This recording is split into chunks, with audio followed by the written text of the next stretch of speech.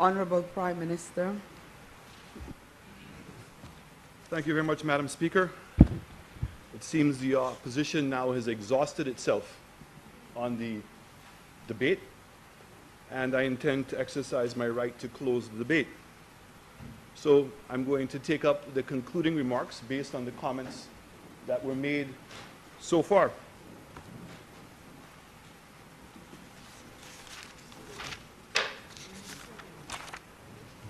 No, thank you.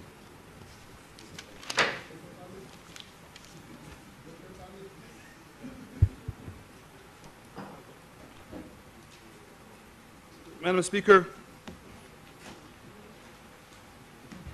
I've tried to take into consideration some of the comments that are made by the opposition.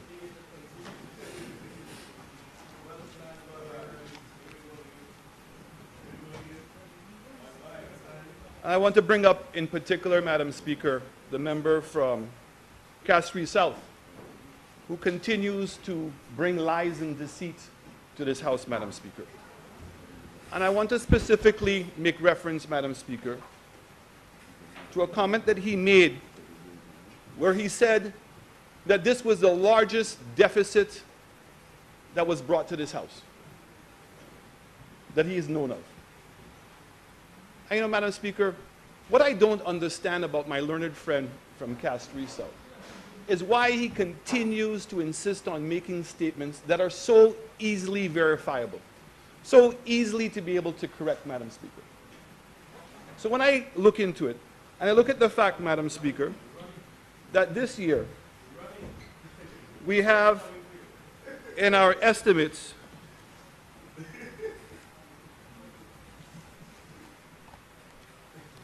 Madam Speaker, which was submitted for this budget.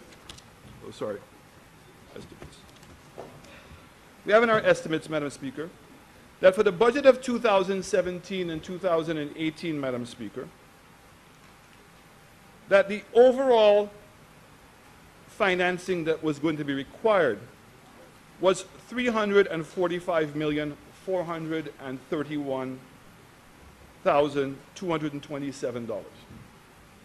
We also had an overall deficit, surplus, of $220,918,204. But we don't have to go back too far in history, Madam Speaker. In fact, we only have to go back to 2015 and 2016, which is in fact the third budget that they presented. The third budget. So it means that whatever ills that there were in the economy, Madam Speaker, they had 3 budgets to be able to rectify those ills. And we can honestly say that you would have felt the impact of this great policy that they were proclaiming to have, that they would have been able to see the benefit by the 3rd year. But Madam Speaker, in 2015-2016, the financing required by that said government was $346,454,898 compared to the $345. So $1 million more than they currently have. So all the comments you hear, and it was amazing to listen to the last speaker from Labrie, talking about the ills of a deficit budget. And talking about that if you have a deficit government, what it was going to do to the plight of the people of this country. And more importantly, to undermine the viability of the private sector in this country. That's what he said.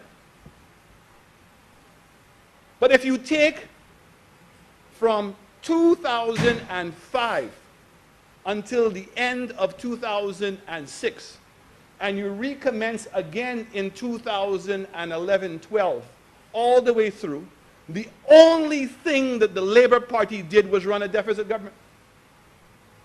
That's all they did. They didn't know how to do anything else, Madam Speaker. That's all they knew how to do. But it's amazing all of a sudden the level of enlightenment that the opposition seems to have gained in opposition. The same things that people were pointing out to them, Madam Speaker, the whole time. They couldn't understand. And that they could come to this House and make the allegation that this is the largest deficit ever presented in this House, when you only have to go back 2 years to disprove that. But that is the kind of thing I've become accustomed to, and all of us in St. Lucia have become accustomed to. The Labour Party doesn't say what is right, they say what suits them. In order to make the shoe fit, they give you a sales job.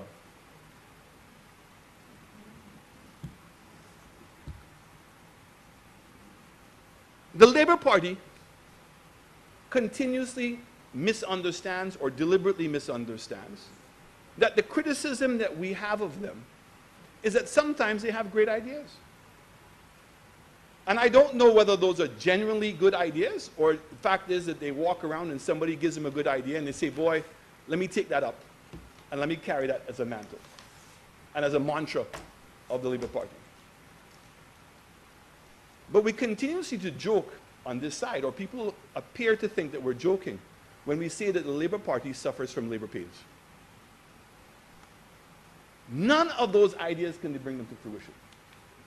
So when the members on the other side talk about the projects, Sabusha, Black Bay, Royalton, or Harbour Club, who do they think they're fooling? In the case of Black Bay, negotiations and an agreement on an MOU was finalized in 2014. In 2014. Yet, Madam Speaker, on the eve of election in 2016, in fact, to be exact, 4 days before the elections, on June 2nd, is when they signed the agreement. And when the member from Labrie wants to talk about access to lands or concerns, okay.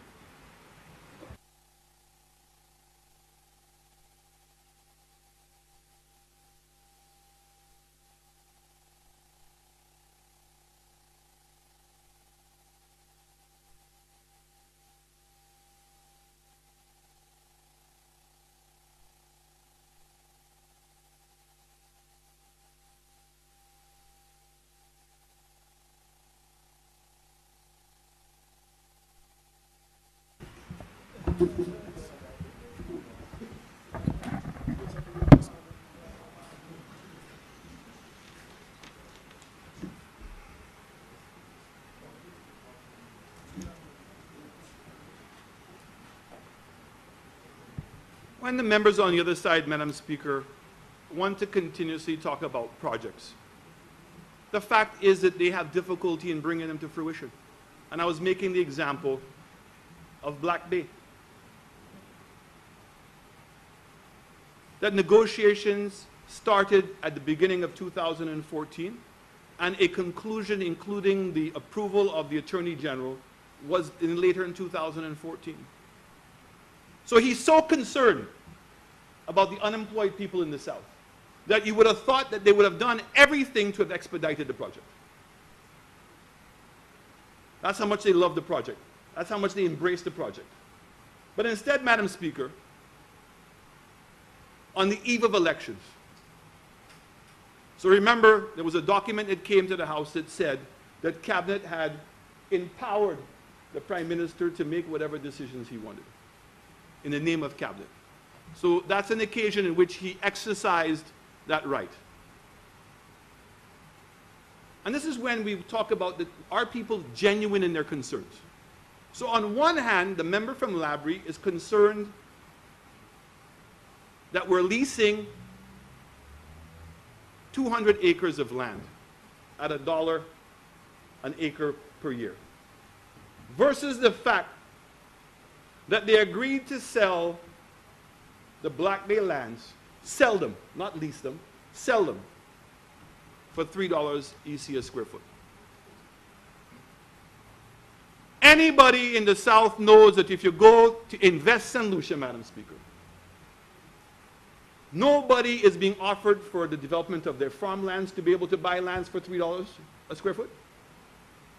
I don't believe that anybody is being offered who is poor the opportunity to buy land for $3 a square foot. And you want us to take you sincerely?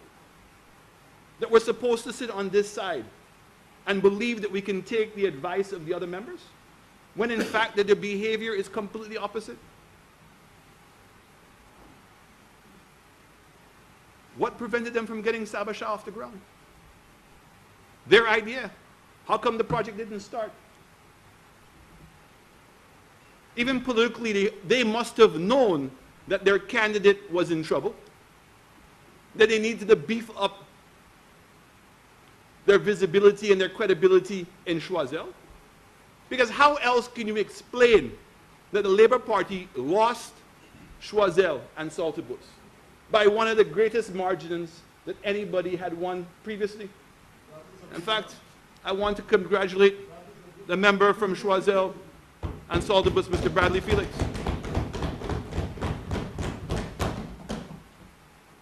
And the things they did to try to convince and to prevent Bradley from running. So it tells me that they knew they were in trouble. And any kind of real politician would have said, let us expedite the project. You had the investor, it was your idea. But even under those circumstances, Madam Speaker, they couldn't deliver. Labor pains. Maybe they should have an epidural.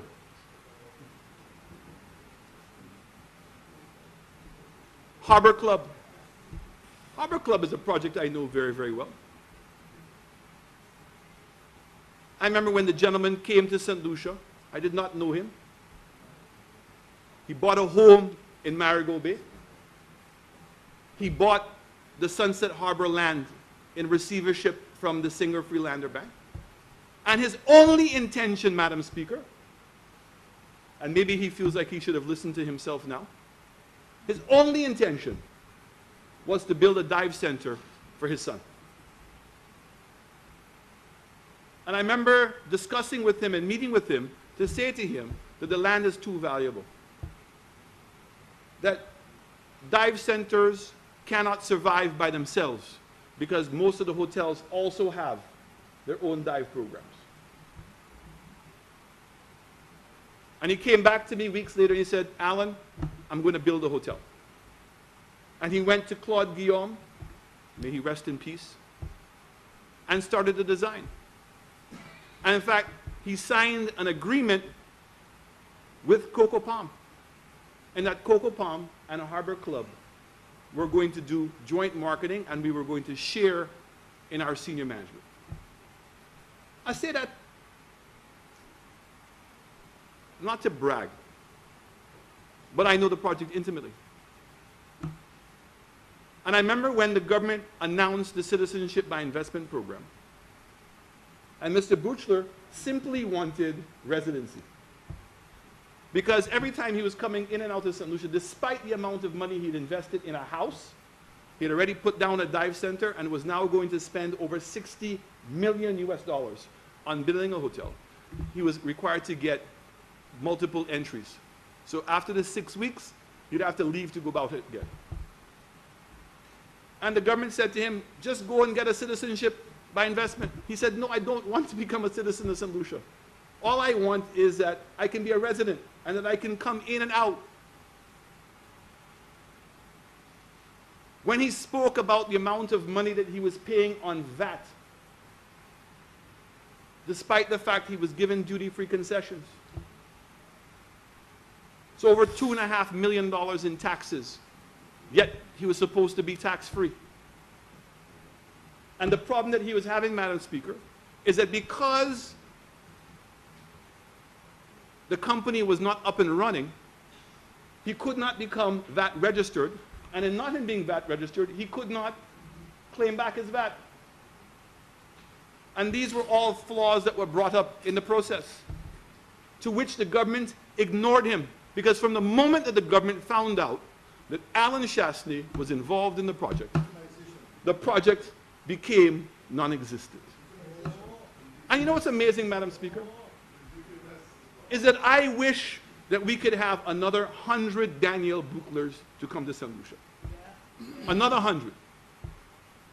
Because here's a man that despite other international construction firms giving him great deals, he said no. I've come to St. Lucia. I want to use St. Lucian contractors. And the same contractor that built the expansion of his home, who then built the dive center, he invested in that St. Lucian. So the crane that you see on the outside, Daniel Buchler gave him the funds to be able to buy the crane. All the scaffolding that you see around the building, all the modern technologies, Mr. Buchler is the one that financed that, not for a foreign entity, but for a local entity. And I say that because at the same time that that construction was taking place, Madam Speaker, we had Royalton. And when I make these comments about Royalton, I'm not criticizing Royalton. I'm simply making an observation in that we must rectify the situation. So while Royalton was being constructed, 50% of the workers from Royalton came from outside St. Lucia. That's the difference. That's the difference when you're completely committed to making it that it's a win-win situation. But I'll say to you that it cost Mr. Buchler a lot of money to do it that way. We then talk about Royalton. The Labour Party wants to talk about how great they are that they brought Royalton to the table. Here's the truth, Madam Speaker. What brought Royalton to the table was an opportunity because of the failure of Smugglers Beach. For the third time, Smugglers Beach went into receivership, Madam Speaker. And in fact, in the last occasion, the Bank of St. Lucia was the main financier. If I'm not mistaken, the Bank of St. Lucia lent Smugglers for both capital and outstanding interest payments. I believe the amount was close to $47 million, Madam Speaker. And the project was sold for $15 million. Okay? That's a good deal. So in fact, the property was sold for the land value. The building had no value, and the operations had negative value.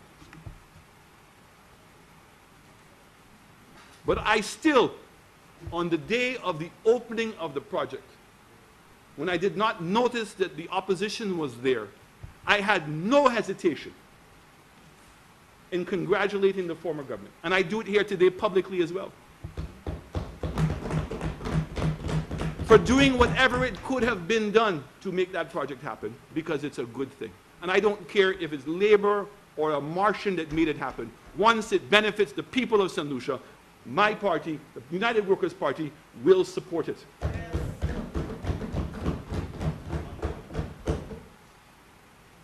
Talk about range. I've dealt with that. The deal was done in 2014. You're coming 4 days before the elections to be able to announce it. But we heard a truth here today, Madam Speaker. It's a very important truth. And sometimes people get lost in their exuberance and their emotions.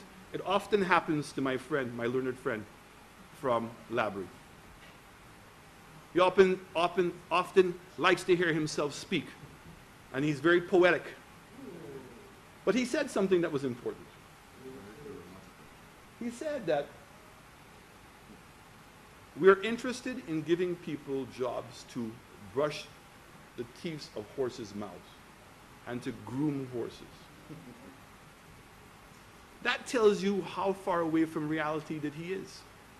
Because I've met a lot of young people, my constituency, in fact in his constituency as well, that cannot wait for the project to happen.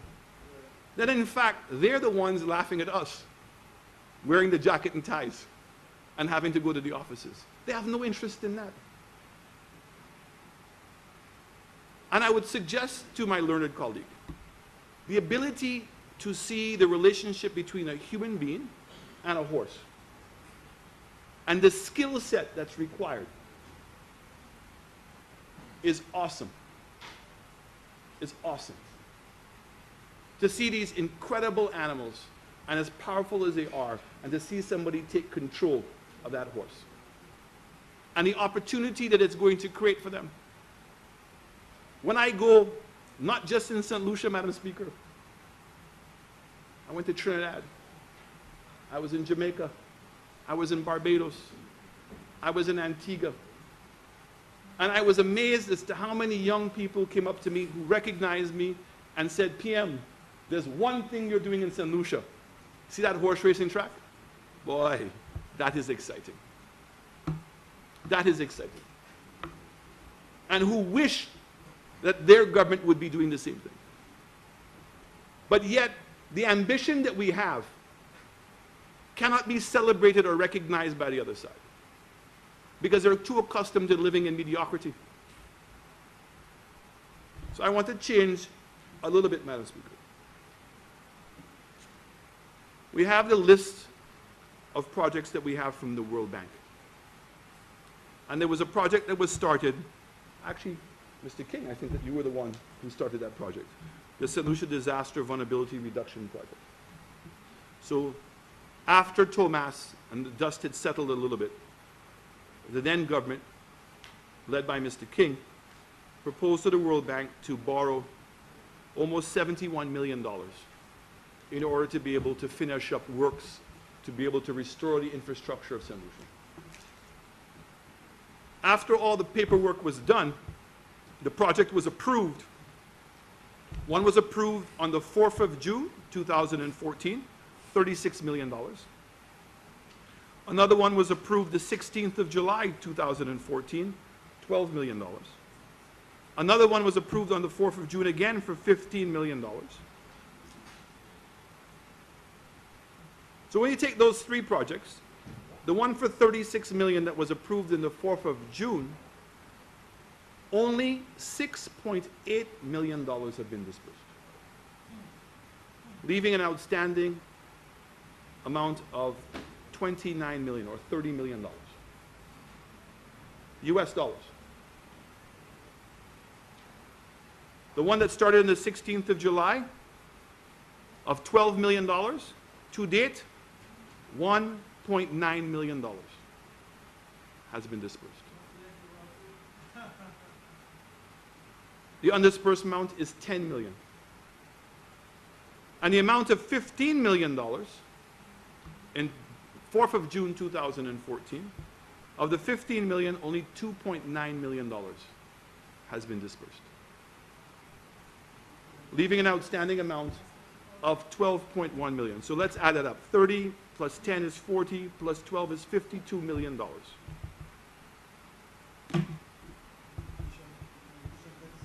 $52 million, Madam Speaker, US, sitting there. And you want to come and talk about infrastructure and how much you care about the people of this country and how of a good government and how transparent you are? I know exactly how they think. Alan Chastanet and the United Workers' Party are wicked people, not letting me speak. I want to remind them on the other side, 7 people have spoken already on this budget from the United Workers' Party. 7. And all they have is had 3. But you see, they want to have their cake and eat it. They continuously believe that they're still in government. For the member of Labrie to try to put words in the mouth of the public and to threaten this government that if we don't follow their rules and don't embrace their policies, that there's going to be hell to be paid. But there's a thing in St. Lucia, Madam Speaker. I've come to know it well. It's called the silent majority. The silent majority. And they spoke in June in large numbers.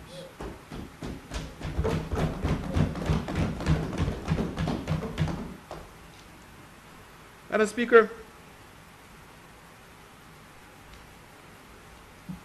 the other things that were indicated by the other side that I felt I needed to be able to respond to, Madam Speaker,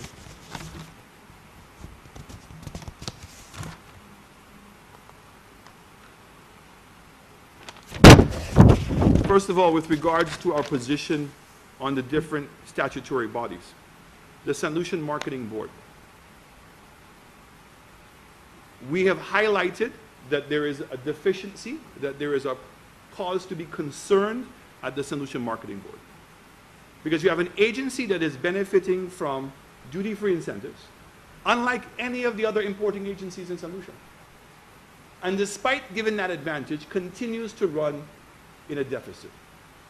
And we've indicated that we are going to examine it critically and that we're going to determine its future. If in fact we knew what we would have done, we would have announced it. But you see, the labor, they're impatient. They have to rush up ahead. They want to try to anticipate because they want you to do a thing that they can go out and say that you're wrong. The St. Lucia Fisheries Market. We have all kinds of people selling fish in St. Lucia. And the fact is, it is clear to the naked eye that there is something wrong with the structure of the fishing market. And again, millions of dollars are being advanced to the fisheries complex in the hopes that every time that they'll be able to repay the money. $14 million has been lent to them, with the hope that they're going to repay it. So again, what have we said? We're going to determine the future of the fisheries cooperative. Nobody's made any pronouncements, but we've said there's enough red flags there for us to be concerned. Radio St. Lucia.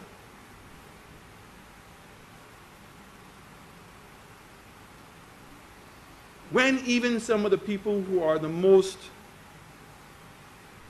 determined people, the people who have put sweat and equity into Radio St. Lucia, got to hear for themselves and see the numbers that we saw, they themselves could not defend Radio St. Lucia. And there's a word that we continuously use, Madam Speaker, because they believe that it's a word that is going to frighten us all. Because they like to wave the flag when they have to wave, called patrimony. And they talk about the patrimony of Radio St. Lucia, Madam Speaker. And the patrimony, in my mind, is the archives. It's the archaeological history of Radio St. Lucia. All those great interviews, all those historical moments in our country, which is our patrimony. But we collectively cared about it so much that those archives and that hard drive, guess where it was? In a chicken coop outside of Radio St. Lucia. And in fact, the weather has deteriorated to the extent we don't even know that we'll be able to recover it.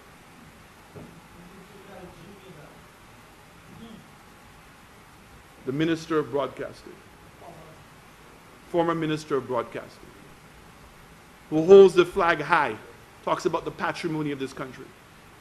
That when you go physically to the building of Radio St. Lucia, that the leak in the roof was so bad it rotted the floor and they cannot even use the kitchen. They cannot use upstairs. That we're talking about having to spend $8 million just to bring it back into operation. And then the question becomes, bring it back into operation to do what? To compete against the private sector? So let me say this to you. I don't need to make this document a document in the House, Madam Speaker, because it already is. This is the 1998-1999 budget statement by Dr. D. Kenny Anthony. Here's what he said. On page 16. Mr. Speaker, in recent years, it has become fashionable for governments to argue that the responsibility for generating investment, employment, and growth in the economy must be shared with the private sector. Indeed, previous administrations have adopted the policy position that theirs was the responsibility for setting the enabling economic environment, while the private sector should be the primary engine of growth and development. In practice, however, this has not been observed. Until May of 1997, what passed for government in this country operated exactly in the opposite manner. The former government, meaning the United Workers' Party under Sir John, monopolized the investment agenda, undertaking ill-conceived and ill-advised projects in the private domain. Many of these projects were undertaken without appropriate dialogue or discussion, drawing down indiscriminately on financial resources which should have been available to other sectors in the economy. Here's the interesting part. Such action has the effect of crowding out the private initiative and setting up all sorts of nefarious bodies in areas where government has little commercial advantage and even less chance of financial viability. 1998, 1999. Let me go on to show this, Madam Speaker.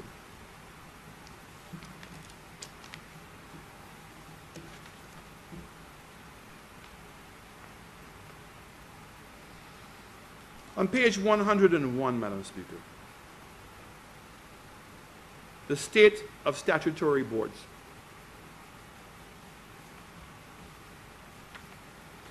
Mr. Speaker, during my presentation of the supplementary budget to this Honorable House, I spoke of the serious economic challenges confronting our statutory corporations and the preponderance of archaic management systems in these parastatals.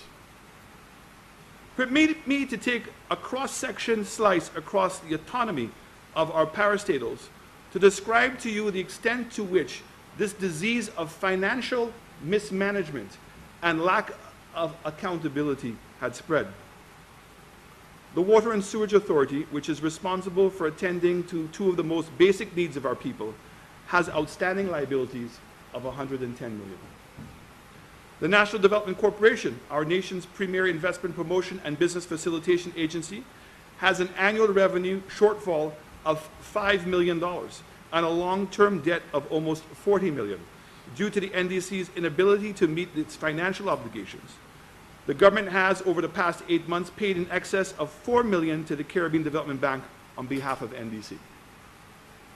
The St. Lucia Broadcasting Authority, the victim of much interference by the previous administration, has an outstanding liability of over $1.61 million. Madam Speaker, 1998, 1999. The financial problems of the Dennery Farm Co. have reached critical, if not fatal, proportions. This statutory body recorded major financial deficits of 15 of its 18 years of operation.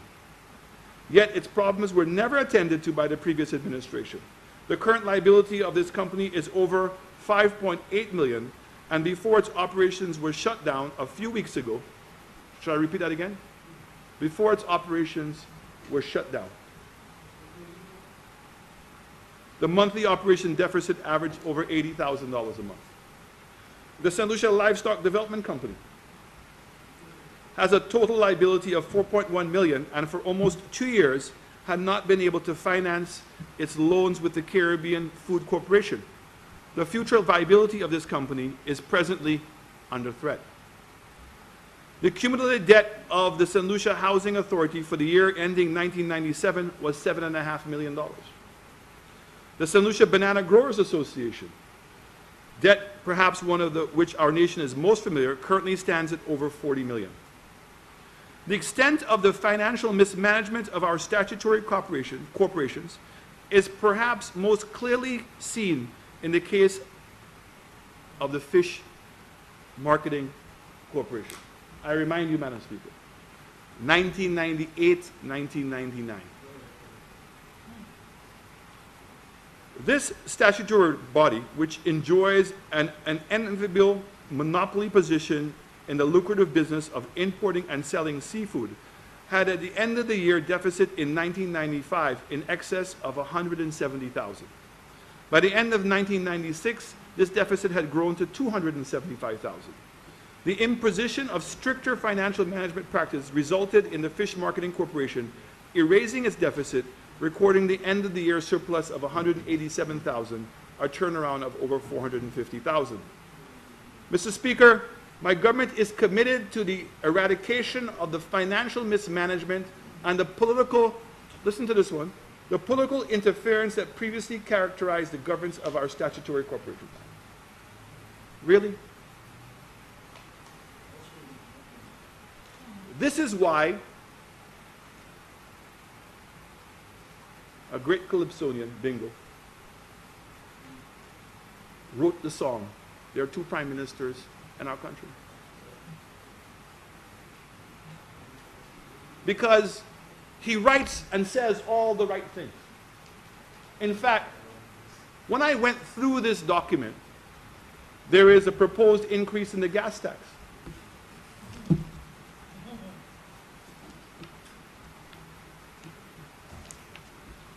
On page 27, Madam Speaker.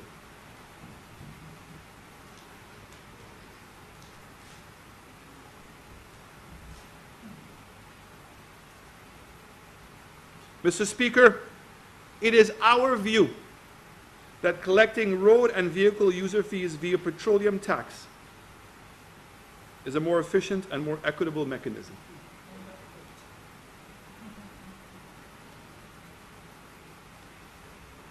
Tourism. We've been lambasted about increasing the tax. It's amazing, how history repeats itself, Madam Speaker. On page 25, Mr. Speaker, as part of the marketing effort in tourism, government agreed to make a one-time contribution to American Airlines of US $1.5 million. Already the tourism industry has begun to benefit from this measure. This is the same government who continuously says subsidizing airlift is wrong. Already the tourism industry has begun to benefit by this measure. Airline seats to St. Lucia from Miami are solidly booked. To finance this expenditure, the airport service charge will be restructured and increased. Effective May 1st, 1998, nationals, and listen to this, it's incredible, nationals will be required to pay EC $35, while non-nationals will pay EC $40. So the recognition that we can have a dual rate was already recognized by that then government. And yet they had no fear in putting the tax, and there was no concerns that it was going to dampen our market. But yet now, they'll make all solutions believe that what we're committing is sacrilege, that we're committing suicide.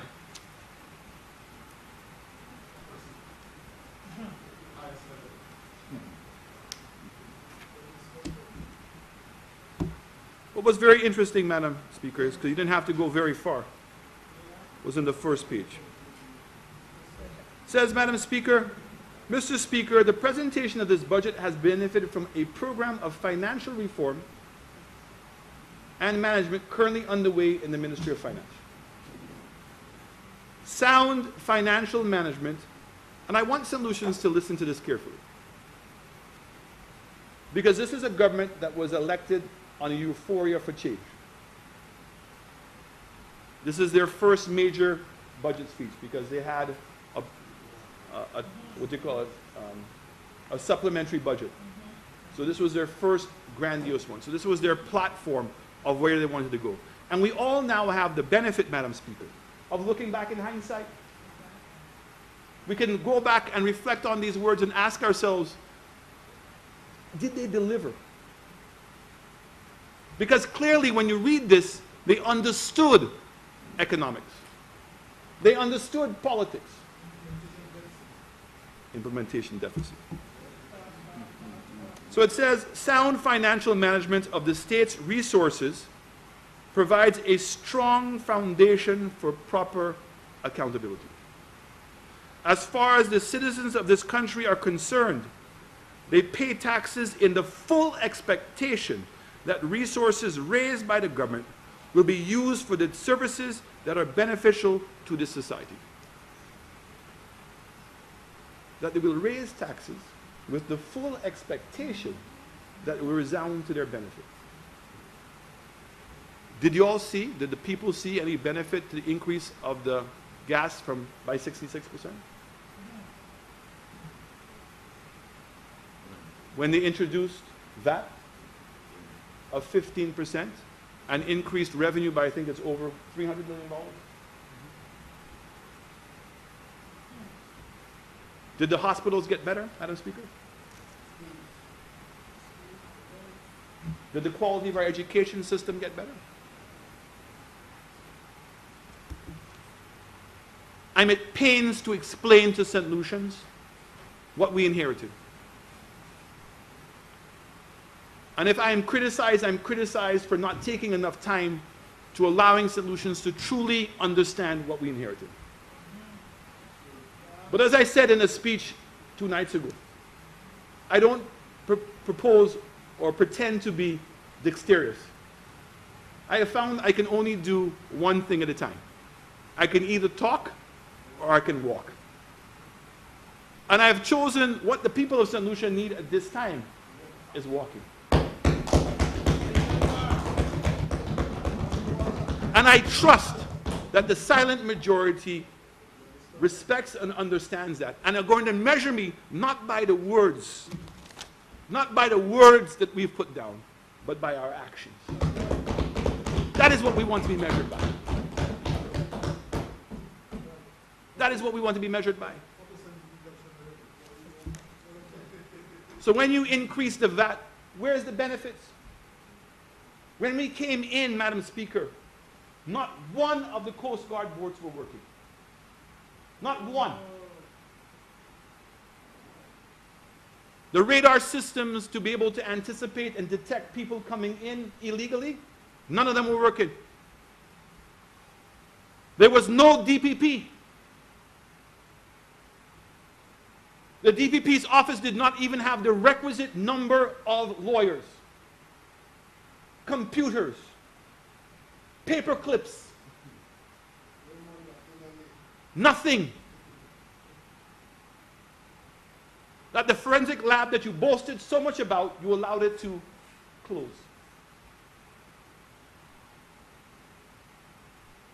Magistrates had to use their vehicles as their officers. And it was on the commitment of them that justice was carried out. No assistance of the judicial system. Judges don't have chambers. They don't have the requisite administrative support. That judges involved in criminal cases are sitting in a courthouse in which literally the jury is sitting on their lap, and 5 feet away from them is the accused. This is not exaggerations. That is the reality of what we've inherited. Jury sitting on their lap. The lap of justice.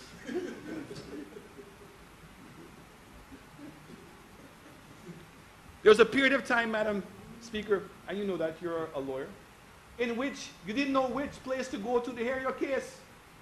If I'm lying, tell me so. How many cases were adjourned because people didn't even know where the court case was going to be or heard? You go to schools and the sewage system is not working, the roof is leaking, the windows have never been opened, the furniture has not been redone. And the list goes on. We talk about after-school programs and sports. Where is it? Are we going to lie to ourselves, Madam Speaker? Come with me on a school day at 2:30 and stay here in Constitutional Park and see for yourself where our young people are going. Go online and see the videos that are being peddled around to see what the young people are using their creativity for.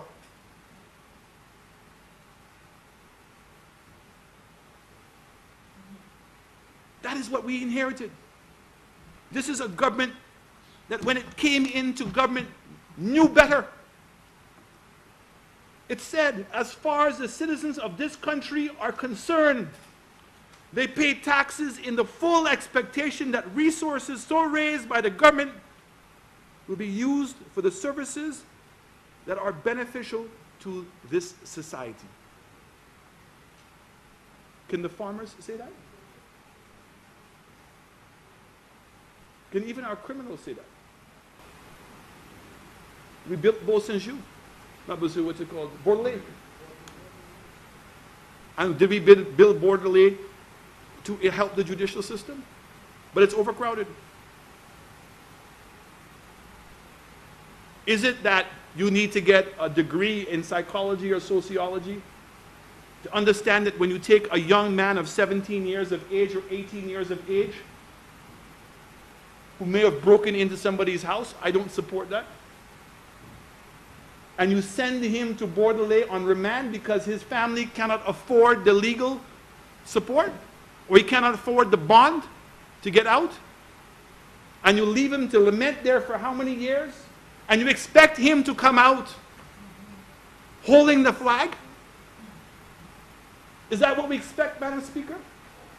Is that a reasonable expectation from society?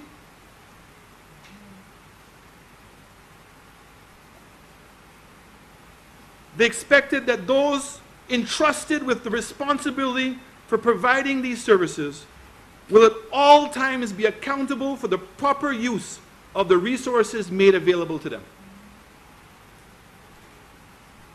At all times. Rochamel. Were the resources of the state accounted for?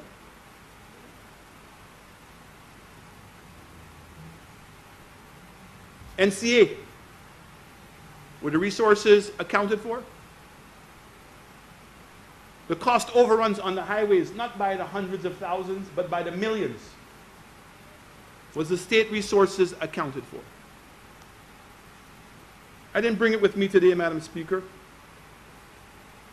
but the audit department did an audit of the traffic department. And it's sad. I believe the number was approximately only 5% of the traffic tickets issued were actually collected. There's a systemic breakdown in government of accountability.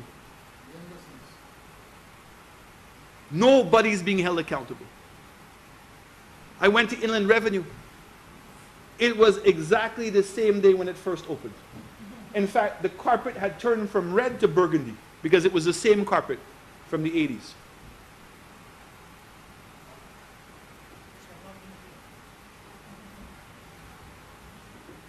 So the entities that are supposed to be putting those processes in to ensure the accountability of funds, it is almost as if they were deliberately undermined. For what interest, I don't know. I'll leave that for the public to determine.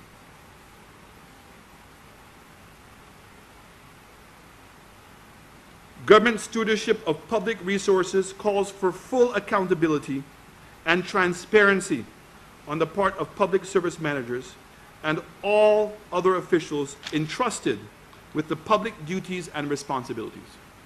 The people in turn expect that those upon whom such authority is conferred will use it responsibly and that they will at all times remain fully accountable to the people. There's many more passages I can read from this. But it seems like an entirely different party wrote this document. Because in fact, if I didn't give you the name of it, you would have thought it was Sir John Compton and United Workers' Party that wrote that document. Because these are the same principles that we use. So, Madam Speaker, I have presented, and my government has presented, a budget that's a transitionary budget. Yes, we have a deficit this year. But the intention is to be able to grow this economy. And unlike what my learned friend from Labrie indicated, that that's a huge risk, we on this side don't think so. Just this weekend, Madam Speaker, we had the opportunity of doing a press launch for the opening of the 4th Sandoz property, which promises to be their first 6-star property in St. Lucia, which will be 330 rooms. And my government will do everything we can to make sure that construction can start before the end of this year. On the 29th of June, that we're going to be down in the great constituency of Choiseul and Saltibus. in which we're looking to break ground on a 200-room hotel at Savasha. In August, we intend to be able to make another announcement as to who the management contract is going to be given to on the Black Bay project. That I am comfortable in saying that we're well advanced in our negotiations and commitments on the Canals project for 350 rooms. I'm excited at the fact that the Rex property, the two owners died, the Karayas, and the properties now have been vested into the trust, and the trust now has agreed to demolish the existing Rex property and to build back a Hilton hotel of 350 rooms and to redo the Royal Solution and add another 50 rooms to make it 500 rooms. And including as part of that project, they're going to be assisting us in putting together a master plan for the Rodney Bay and Grosley area. And that we can create even more opportunities. The Sandals Group has also... Honorable Prime Minister, you now have 15 minutes within which to conclude your presentation. Thank you, Madam Speaker. The Sandals Group has also purchased the golf course.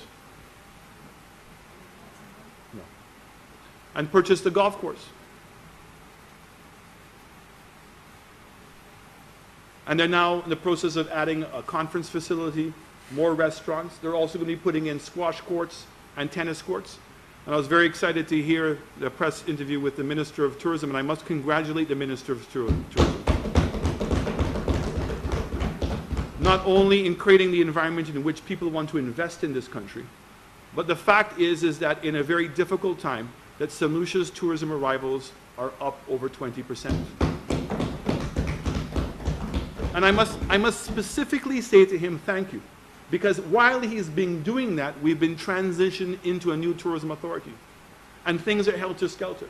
And he is now, with the assistance of the new events company, put on the new Soleil Festival. And he's done it without having much resources. And I want to say that. He has never complained. And the people in the tourism authority have never complained. They have gotten on with the job. And they are doing it well. And I congratulate you on that. I want to talk a little bit about the DSH project. You know, Madam Speaker, evidence will start coming out as to how involved the former government actually was in the DSH project. Because the people who introduced me to Mr. Tia King is actually the Labour Party. And in fact, a lot of the things that they are fighting in the so-called framework agreement originated with them. In fact, to deal with my issues with what they're bringing up, I decided I may have to go out and employ a new person.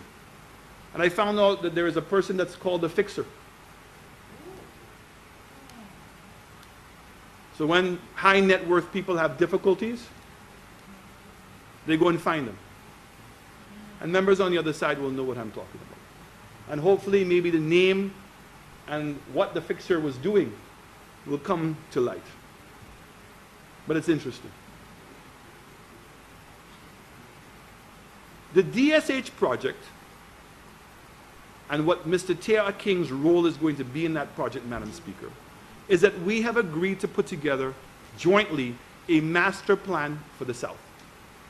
It is my government's belief that trying to go out and get investors on a piecemeal basis, meaning identify a piece of land and trying to sell that piece of land and get a developer, is much more difficult than when you can show people a comprehensive plan and show that the government is committed to doing something radically different. I'm at pains to keep repeating that Mr. Tia King, because of his history in horse racing, gives us the opportunity to get into that industry at the highest level. That his horses just ran in the Kentucky Derby and won. His horses ran in the Preakness. His horses run all around the world. And that when I went to China, and I got to meet the Russians, and I got to meet the Australians, and the Irish people, and the people from Kentucky, I recognized that he's revered. So when you have the opportunity now like Formula One car racing, that we're getting involved in an international industry that brings with it exposure. So even without anything being spent as yet, an investor from Trinidad, Mr. Chin, who owns Movietown, and for those St. Lucians who have been to Trinidad and who've been to Movietown and see what that development is all about, he has rushed to St. Lucia to come to invest because of the horse racing track. What he has done is he was the chairman of the horse racing club in Trinidad, and he himself owns 11 horses. And so it's attracting a high net worth individual that we would not have otherwise been able to bring. This is the same principle that a golf course does. A golf course doesn't make money, but everything around the golf course makes money. The golf course helps improve the quality or the value of land. It draws people and creates the visibility. So even when you now have a golf tournament and you're on TV. So this horse racing track is going to create jobs for young people at all different levels. And the one I keep on saying that we're underestimating is the broadcasting. Because every single week we're going to be showing the horse races on TV, which will be aired throughout all the betting holes in the world. Whether it's in Vegas, whether it's in London, whether it's in France, whether it's in Germany, Austria, Australia, all around the world. And we have the opportunity of promoting our destination. But I don't expect the Labour Party to see all those things, because the Labour Party is blinded by success.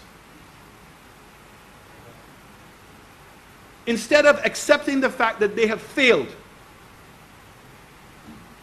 that they started with a promise that they did not deliver on in any way,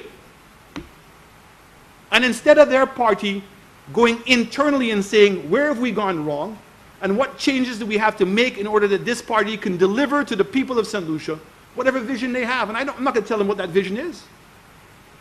But no, it's easier to blame everybody else.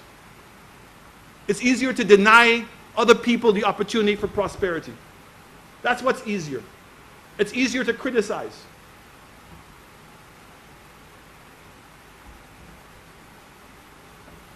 Ojo Labs. I mean, I have to use my American parochialism and say, oh my God. Really? That you can't understand that? That we're bringing a company here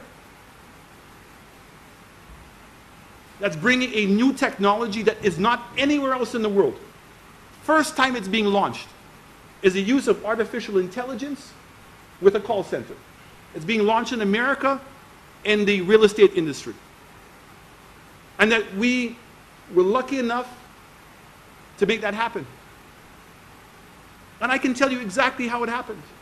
The same gentleman, Mr. David Rubin, was involved in a company here called Yodel. And Yodel employed 150 young people, Madam Speaker, in VZ. K12. K2. And they personally trained those young people to be able to make phone calls to Americans. And they gave them a 40-minute selling pitch, and were able to convince the business people in the States to buy the software program for $15,000. And they did it as cost-effectively as their American counterparts. I was impressed. And in fact, if you look at the United Workers' Party manifesto, you will see that we have call centers in there. And it is out of the conversations with Yodel and Mr. Rubin that we had already started to plan in opposition what we were going to do. Unknowns to me is that when we came into government, weeks afterwards, Yodel was sold for $333 million. And the new company decided to transfer its call center from St. Lucia to Nova Scotia. And it's when I was going to Dallas to meet with American Airlines, I said, I heard that Mr. Rubin now was in Austin, Texas. Let me go and see him. I went to see him. And then this is when he told me about his new company with Ojo Labs. And I said, is there any space for St. Lucia, David? He said, well, you came at the right time. what are you prepared to offer? I said, we will give you a free building for 3 years. We will build out the building for you. We'll put out the capital expenditure to create exactly what you have here in Austin, Texas. Not one standard less than what you have. And that we're willing to subsidize your staff for a year and a half. That for the first 6 months, we will contribute $1,000 to the salary of somebody working in Ojo Labs. And then for the next 6 months, we will contribute $500. And then for the last 6 months, we will contribute $500. And we will do that up to 4 years. So anybody who is employed for the first time in Ojo Labs for the first 4 years, we as a government will help subsidize their salaries to get that young person's into the operation. In addition to that, Ojo said, let us create a joint venture company, because we believe that with the success of what we're going to have, an opportunity to get other companies who are going to emulate what we're doing to move to St. Lucia is there. And because Ojo will be the example they're going to be using, that we can now convince them to come to St. Lucia. So that in our training, we're going to start training young people to build up an inventory of young people who now can facilitate that new investment. Let us compare that to NICE. That you paid a person $1,500 a month, supposedly for 1 year, to give them job experience. But instead, you ended up paying them $1,500 a month with 1 year contract, and the same person was given another contract, and the same person was given another contract. If that was me, I would have the expectation that I have a job. But it was never described as a job. It was described as an opportunity. And what about all the other young people who wanted to get that opportunity? So where was the transparency? That those people were employed by whom, Madam Speaker? By a project that did not fall under the government. It was in the Prime Minister's office. The director reported directly to him. They had no accountability to anybody in government. They employed who they wanted. So it gives the impression that it was political. So when we now say 6,000 jobs have been lost, I ask my fellow St. Lucians, if in fact we have come in and we have been so reckless to have lost 6,000 jobs, how is it that the unemployment rate has dropped to 20%?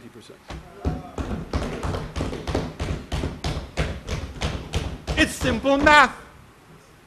Because in fact, if we lost 6,000 jobs, it means we must have replaced them with over 10,000 jobs. And that those people who have gotten the jobs have earned it on their own merit. They haven't needed no politician to get them in the job. Our job is to create the environment for you to get jobs. But you must go and apply yourself.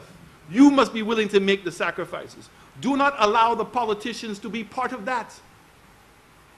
Honorable Prime Minister, you now have 5 minutes within which to conclude. Thank you, Madam Speaker. So, Madam Speaker, I have to say to you that even though we have not even begun all of our projects entirely, that we're seeing more than green fields. And I want to say to you that what we're going to be doing in youth and sports is going to be revolutionary. And instead of having a minister's account, we're going to have the account for the sports people. That's who the account is. That we have a Minister of Agriculture who knows what he's about. And that we see banana production. He's talking about that bananas are falling down, but at least they are bananas being grown to fall down. Under them, there was none. They took 120,000 bananas. That's what Sir John left them. And before they even got into government, the same salvation group he's talking about. Salvation whom? The salvation for themselves and salvation for the Labour Party, but not for the banana growers. And any banana grower who is still alive today during those days knew that they were given oranges to hold, that they were lied to. They were promised all kinds of prices for the bananas. What did they get? Nothing. They got a good kick in the backside. The only party that has delivered to the people of St. Lucia has been the United Workers' Party. And the values that were instilled by Sir John and Alan Bousquet, George Mallet, that we want to build on those values. We have an education system that's in dire need. We've had several meetings, and we're hoping to be able to announce a new university in St. Lucia in the culinary arts and in wellness. We're recognizing that sending young people to get tertiary level educations without making sure they have requisite jobs is sending them to a penance, because it means they've inherited debt and no way of paying it back. We must emulate Germany and Switzerland, in which they are skills training, Madam Chairman. Skills training. If you're going to be an expert in a particular industry, you don't necessarily have to have a tertiary level education. But if you're going to make your country productive, it's those skills. But you know, Madam Speaker, I know they don't understand what we're talking about.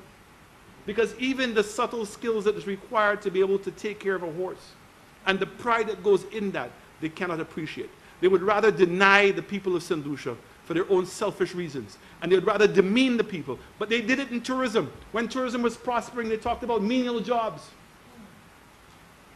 That's what they talked about, is menial jobs. And they're the ones who do the most psychological damage to hold St. Lucians back. But St. Lucians are smarter. And I'm so happy that our party, while we were in opposition, that we had those internal discussions. We were not scared to speak frankly with each other. We didn't always agree, but we eventually found a position in which we could agree on. And that we didn't wait to get in government to have a plan. So the only surprise for me, Madam Speaker, was when I came into government to find out that this year that we have to turn over $800 million in debt. Let me explain to St. Lucians what that means. That there's a ratio normally we use to determine how often you have to turn over your debt. So if you have a bond, when it becomes to maturity and you're supposed to pay it back. When we left government, it was in excess of 10 years. We've come back to government to find out now it's 4.3 years. So every 4 years, you have to turn over 100% of your debt. So this year, you have to turn over $800 million. And we know what's taken place in Barbados. The fact is the Barbados economy is not doing well. And fact is the confidence in the Barbados economy by the private sector is not strong. And we've seen that when they have those kinds of shocks in the system, that it has possibly an impact on us. So we must give the confidence to the business people and to the financiers that St. Lucia is on solid ground. We were helped. There was a rebasing or recalculation of our GDP. Because what was said was that the GDP did not include the value of properties in it. And as a result, our GDP now has been reevaluated to be 16% higher. So instead of having a debt to GDP of 81%, we now have a debt to GDP of 66%. Now, while that is gratifying, it doesn't mean we're out of the problems. We're still running a deficit. And it's the intention of this government to grow the base of the economy. Because it's simple. The people who are earning money currently cannot afford to pay any more taxes. As it is, people in the middle income have lost their homes, are no longer driving cars. And if you overtax on your high-end earners, they have the ability of going somewhere else. So the only way that we can solve this problem is by making sure that more people, Madam Speaker, are benefiting from the resources of the state. And that people can pay as they go, not in advance. And that we're not accumulating the debt. So when I say to people that the patrimony of our country is measurable to our credit rating, what do I mean by that? Because I know what they like to interpret it as. In 1997, if you took the total amount of debt that we had as a country and you divided it by the population, it was $2,700 that every St. Lucian owed. At the end of 2016, after 20 years of the Labour government, and you divide the total debt we have, it's $17,000. It went up 500%. And I don't mind if it went up 500% if there's something to show for it. But in addition to being in further debt, the quality of life in this country has gone down. So, Madam Speaker, I'm very proud to say I'm excited about this project, of this budget.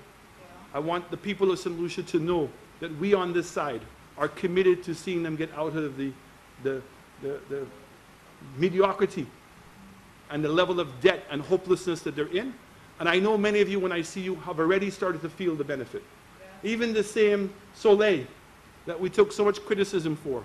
I'm so heartened the fact that this weekend, when people saw the Reggae and Soul Festival and have started to understand that for the same $14 million on one event, we're now going to put on 6 events. And that so many more people could benefit. That is one example of where this government is going. And I thank you very much, Madam Speaker.